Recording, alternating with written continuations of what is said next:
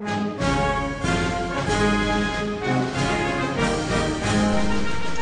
folks, today we're going to discuss the bias in the American news media.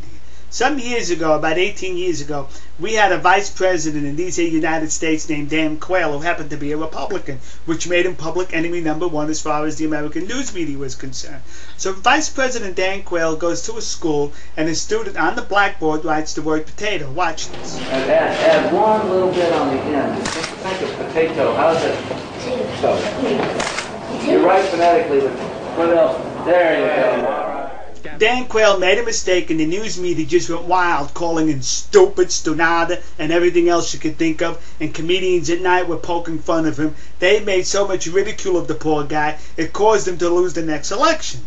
So now we go a year or two later after this event, and we have another vice president, but he's a Democrat vice president, and he's the smartest man the world has ever seen. Well, that was Vice President Al Gore. Well, Vice President Al Gore, along with President Clinton, go to Monticello, which was the home of President Thomas Jefferson.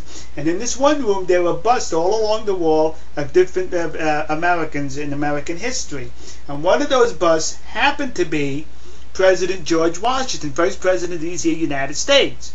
And Al Gore asked this question. Watch. It was a very cozy space. Who are these people? Well, this is George Washington on the extreme right and Benjamin Franklin on the left. Now, how are you going to be the smartest man in the world? How are you going to be vice president of these United States, and you don't know, you can recognize one of the busts as being that of the first president of these United States, President George Washington? But the news media was quiet on that. They didn't point out what the dope was. So now you say to yourself, why is this guy bringing this up when this happened 15 to 18 years ago, and you're using that as proof of the bias in the American news media? Yeah, I'm using that as proof, but I'm giving you a little historical context to the bias in the American news media. Because recently, about a week ago, we have a Democrat senator running to get his party's nomination to run for the president of these United States, Senator Barack Hussein Obama. And listen to what he said. We've traveled to every corner of the United States. I've now been in 57 states. I think one left to go. One left to go. Alaska and Hawaii I was not allowed to go to, even though I really wanted to.